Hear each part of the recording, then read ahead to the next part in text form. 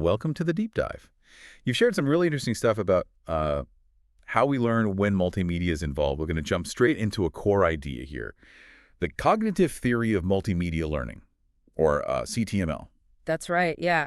At its heart, CTML, it looks at how our brains process information when we're getting it through both words and, visuals, think like narrated animations or even just a presentation with slides. Right. It's a really fundamental framework, actually, for understanding effective learning. Exactly. And our mission today is basically to unpack this theory for you. We want to get a clearer picture of its main principles, how it's kind of grown and changed over the years, where it stands now, and maybe where it might be headed. Our main guide for this deep dive is a really comprehensive essay from the Educational Psychology Review, which gives us a fantastic overview. Okay, so let's start with the basics. What are the essential ideas, the ones that have always been central to CTML? Well, yeah, even as the theory has evolved, it's consistently been built on three core ideas. The first is what we call dual channels. Dual channels, Yeah, okay. yeah. This means our brains essentially have separate pathways for dealing with verbal information, things you hear or read, and visual information like images or videos. They can work together, but they are distinct channels. So it's like when you're listening to someone explain something while looking at a diagram, maybe. Yeah, You're using these two different channels. exactly. You're processing both streams. What's the second key idea then? The second one, Yeah, that would be limited capacity. right. Limited capacity. Think of it like this. The amount of information we can actively process in each of those verbal and visual channels at any one time, well, it's not unlimited. Wow. We can only hold and sort of manipulate a certain amount in our working memory.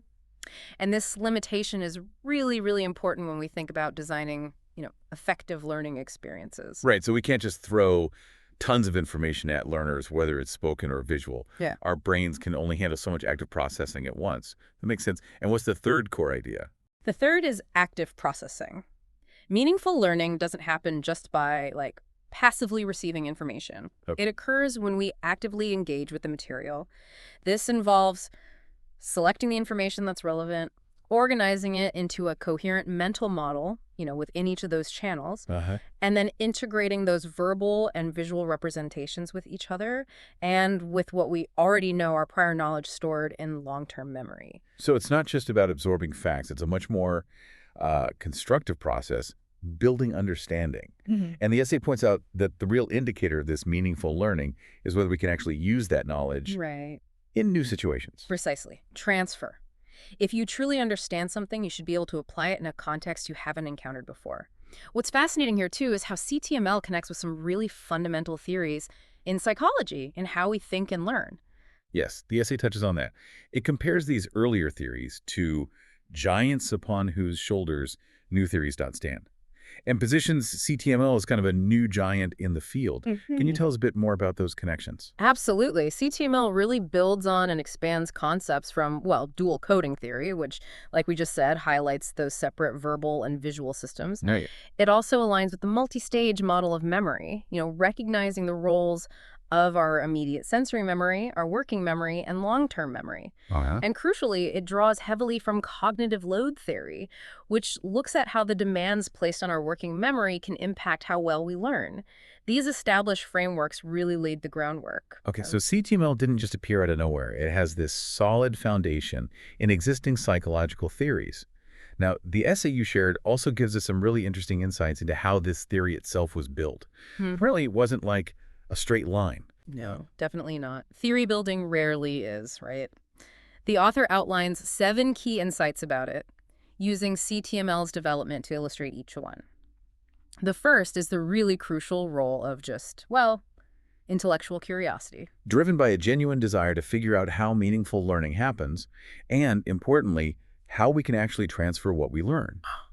The essay mentions the author's early graduate studies and that big question of teaching for transfer as a major initial spark. Exactly, that fundamental curiosity about how to help people learn in a way that they can actually use it effectively later on. That's been a driving force for decades. And apparently it all began with a course called Models of Thinking. The second insight is that new theories are always built upon existing ideas. Meaning that even a new giant benefits from the work of those who came before. CTML, it seems, owes a lot to Gestalt psychologists, developmental folks like Piaget and Vygotsky, memory researchers like Bartlett. Yeah, and educational psychology pioneers like Whitrock and Ausubel. Yeah. Ideas like learning as assimilation, connecting new stuff to old stuff, and learning as an active generative process of building mental representations. These weren't totally new with CTML. The theory aims to understand and clarify these powerful existing ideas better through, rigorous testing. And there's that personal aspect mentioned, the author deliberately reading those foundational works. Yeah, that image of hunting through used bookstores for Piaget, Bartlett, Wertheimer, Ebbinghaus. It's quite something. Yeah, it really paints a picture. And that Ebbinghaus quote, "From the oldest subject we will build the newest science," really fits. Okay, the third insight. Theory building is definitely not a straight, planned-out path. No, it's more like an evolving journey, full of unexpected twists and turns. Development happens in fits and starts, as the author puts it, with revisions and those surprising research findings that can push the theory in new directions. The example given about research on advanced organizers is great for this. What started as looking into activating prior knowledge surprisingly pointed towards the importance of visual-verbal connections, It's exactly. which eventually led to the multimedia principle itself. Yeah, That we generally learn better from words and pictures together than just from words alone. exactly. It shows how following those promising, even if initially unexpected, research paths is just so important for how a theory grows. The fourth insight describes theory building as sort of an engineering problem. So, not just observing, but actively tinkering to build a better explanation, constantly refining the theory based on new evidence and logic. And the fact that CTML has been so widely cited and used by others suggests it's working better in that sense. It's about ongoing refinement, yeah, a bit like improving a piece of technology. The author mentions incorporating ideas from Pivio's dual coding, the work by Miller, Baddeley, and Sweller on our limited processing capacity, and Whitrock's research on generative learning. It wasn't just a single big shift from behaviorism to cognitivism, but continuous improvements within that cognitive framework. Okay. And the fifth insight emphasizes that it's an iterative process. Yeah, a constant back and forth. Theory and research feeding each other, like that cycle shown in the essays figure.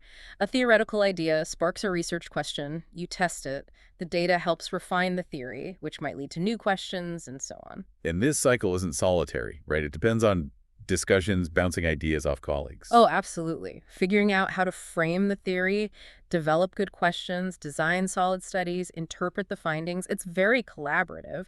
The example of moving from just focusing on reducing distractions, that's extraneous processing, to also emphasizing how to encourage deeper generative processing. That's a perfect illustration of how research findings reshape the theory. Right, that idea that just removing the bad stuff isn't always enough. Yeah. You also need to actively help the learner make sense of it. That's key. Okay, the sixth insight highlights the sheer persistence in collecting new research evidence. Yes, the importance of those carefully controlled experiments, comparing a basic lesson with one that has just one added feature so you can isolate its effect. And replication is crucial too. Doing the same study again to see if you get the same results builds confidence. Definitely. The story about the initial skepticism towards the personalization principle, using more conversational language, is a good example. Right, but then the positive results kept coming in through multiple replications, which really showed the power of sticking with it. Exactly. And it also kind of opened the door to thinking more about the social and emotional side of learning too, which leads to the final seventh insight. Theory building is a team activity. Seemed obvious, but maybe easily overlooked. It can be. CTML is clearly the result of tons of collaborations with students, colleagues, the wider research community, getting feedback, even engaging with competing theories like cognitive load theory or the integrated model of text and picture comprehension has been incredibly valuable. Those weekly lab meetings mentioned sounded vital. Yeah, it really paints a picture of a dynamic, collaborative environment. Okay, so we've looked at the core ideas and the process of building the theory. Now let's dig into how CTML has actually evolved over time it's passed. One of the first things the essay mentions is the journey of just finding the right name for the theory. Yes, that's quite revealing, isn't it? The names themselves reflect the changing emphasis. It started simpler, like model of meaningful learning, focusing more on the external instructional conditions. Correct. Then it shifted more towards the internal cognitive stuff with names like dual coding model and generative theory. Highlighting that growing understanding of, well, the dual channels we talked about and those active cognitive processes, selecting, organizing, integrating. Right. That became the SOI model, right? Selection, organization, integration. Exactly, SOI. That was a key development. And eventually, the name settled on the cognitive theory of multimedia learning, which really captures those key elements: dual channels, limited capacity, and the crucial role of cognitive processing, especially distinguishing between extraneous, essential, and generative processing. And this evolution wasn't just in the name. It's also reflected in how the theory's been visually represented over time. Right, the essay includes that series of flowcharts. It's really interesting to see the progression. Yeah, you see early diagrams focusing on those external conditions, then a move to models emphasizing dual coding, showing different layouts too. And then the flowcharts, based on the generative theory, start emerging, incorporating, selecting, organizing, integrating. It's like a visual timeline leading up to the current, more stable model. That final flowchart, the one with the auditory and visual channels feeding into sensory memory, the working memory connecting to long-term memory, with arrows for selecting, organizing, integrating the essay, calls it the single most important representation. And a multimedia representation in itself, which is kind of neat. Yeah. It really encapsulates the core principles clearly. And it's interesting that even with this stable model, they've added complementary flowcharts for things like social agency and effective processing, showing it's still growing. Right, it's not static. Another big part of the past is just the sheer growth of the research base. Oh yeah, huge growth. Over 4 decades, the number of experiments, the number of evidence-based design principles derived from them, it's really ballooned. The essay highlights this across the different editions of the Multimedia Learning book. And you see a progression in the focus of those principles too, right? Yeah. Starting with minimizing extraneous processing, basically, getting rid of confusing or unnecessary stuff. Exactly, cleaning things up first, then moving to managing essential processing, helping learners handle the inherent difficulty of the material itself, maybe breaking it down. Okay. And finally, emphasizing principles aimed at fostering generative processing, actively encouraging learners to make connections, to really think deeply and make sense of it. It's a logical sequence. Remove obstacles, manage difficulty, then promote deeper engagement. And the research isn't just from one lab, obviously. The Cambridge Handbook of Multimedia Learning reflects that broader base, and it's also grown across its editions. Absolutely. And the emphasis on using transfer tests, seeing if people can actually apply the knowledge and on replication, that's vital for building a solid, trustworthy theory. Definitely. So that brings us pretty much to the present state of CTML. How is the theory understood and used today? Well, first, it's defined basically as an evidence-based explanation of how people learn from multimedia instructional messages.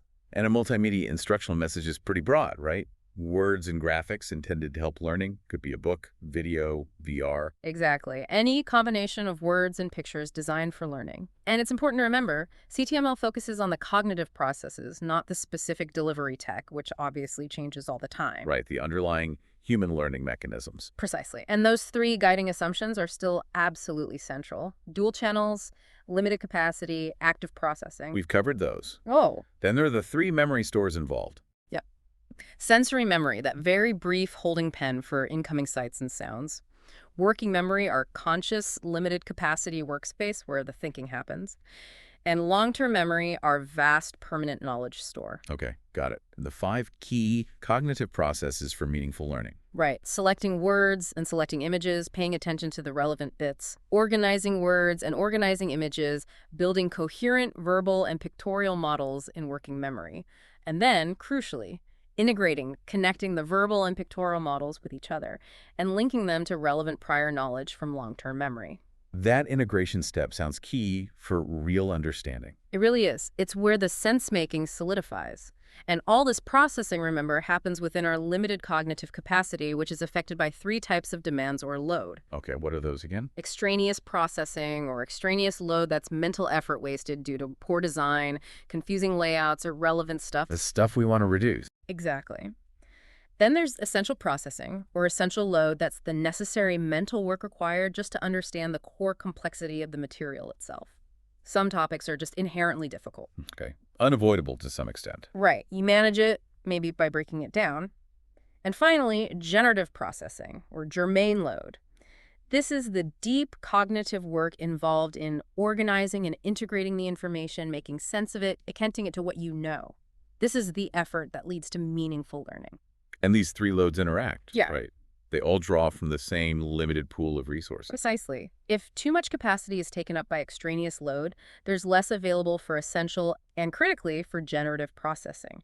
Understanding this interplay leads directly to the three main instructional goals derived from CTML. Which are minimize extraneous processing, Get rid of the junk, manage essential processing, help learners handle the complexity, and foster generative processing. encourage that deep sense making. And these three goals then provide the structure for the, 15 multimedia instructional design principles. That's right. Those principles, grouped under those three goals, offer concrete, evidence-based advice on how to create effective multimedia learning, like the multimedia principle itself, the coherence principle, removing extraneous material, the signaling principle, highlighting key info, and so on. But it's important to remember, as the essay notes, that each principle has boundary conditions. They don't work universally. Absolutely critical point. Context matters hugely. What works for a novice might not work, or might even hinder an expert. The specific learning goal, the nature of the material, the learner's prior knowledge, all these factors influence whether and how a principle should be applied. Right. It's not just a simple checklist. It requires thoughtful application. Okay, so we've covered the past and the present. What about the future of CTML?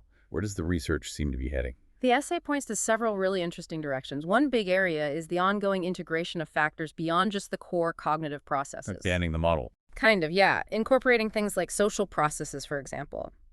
Social agency theory, which looks at how learners feel like the instructor, even a virtual one, is kind of working with them as a social partner. Ah, interesting. Making it feel more personal. Yeah, or at least like there's a social presence. And then affective processes the role of emotions. The cognitive affective models suggest positive emotions can actually enhance learning, while negative ones might hinder it. Make intuitive sense. It does. And related to that, motivational processes are getting more attention.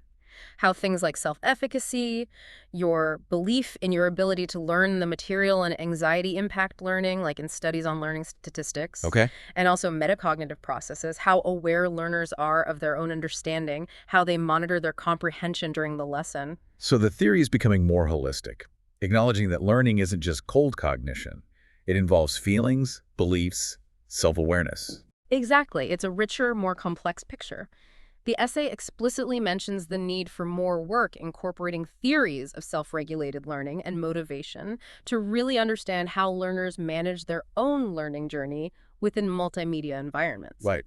What else is changing? Another big trend is the expansion of research methods, moving beyond just pre-tests and post-tests to monitor what's actually happening during learning in real time. Like looking inside the black box. Kind of. Yeah. Using things like eye tracking to see exactly where learners are looking. Are they integrating the text and graphics? Are they paying attention to the instructor versus the slides? Yeah. And biometric techniques measuring heart rate, skin conductance to get a sense of emotional arousal or cognitive effort, maybe in immersive VR lessons. Wow. Even brain monitoring techniques like EEG to assess distraction, or fNIRs to look at cognitive activity in different brain regions during learning. So really trying to get direct measures of the underlying processes. Yeah, it offers potentially much richer data than just outcome measures, and even simpler things like using in-lesson surveys to get immediate feedback from learners about their understanding or confusion as they go. That seems really practical. Yeah. So it's a move towards a much more detailed, dynamic picture of learning as it unfolds. And finally, the future involves just more research, right? Expanding the knowledge base. Absolutely. More studies leading to more refined design principles, a clearer understanding of those boundary conditions. When does a principle work best for whom, under what conditions? More meta-analyses to synthesize findings across many studies. And applying it more in the real world. Definitely. A big push for more research in authentic settings, actual classrooms, online courses, professional training, to ensure the theory and principles are truly practical and useful outside the lab. The continued success of practitioner-focused resources like the e-learning and the Science of Instruction series shows that practical value. Okay, so to sort of wrap things up, we've seen that CTML gives us this really valuable framework for understanding how we learn from words and graphics. It's built on these core ideas: dual channels, limited capacity, active processing. Yeah, and its development wasn't simple. It was this long, iterative journey, constantly refined by research, collaboration, and even building on older ideas. Leading to this strong set of evidence-based design principles that aim to reduce extraneous load, manage essential load, and foster that crucial generative processing. And the future looks like it's heading towards an even richer understanding, incorporating social, emotional, motivational, and metacognitive factors using more sophisticated research methods. And really focusing on applying this knowledge effectively in real-world learning situations. It's a theory that's had a massive impact, hasn't it? Both on psychological theory itself and very much on educational practice. Absolutely. It really connects the dots between how our minds work and how we can actually design better instruction. So here's a final thought for everyone listening. Think about your own learning experiences with multimedia. Maybe a recent online course, a video tutorial, even a presentation you sat through. Can you pinpoint moments where you think the principles of CTML were used really well? Or maybe times where they were completely ignored? What difference did it make to how well you actually learned or understood the material? That's a great exercise. And if you want to dive deeper, definitely check out the research we touched on or look into Richard Mayer's Multimedia Learning book or the bigger Cambridge Handbook of Multimedia Learning. There's a lot there. Definitely. Thanks for joining us for this deep dive.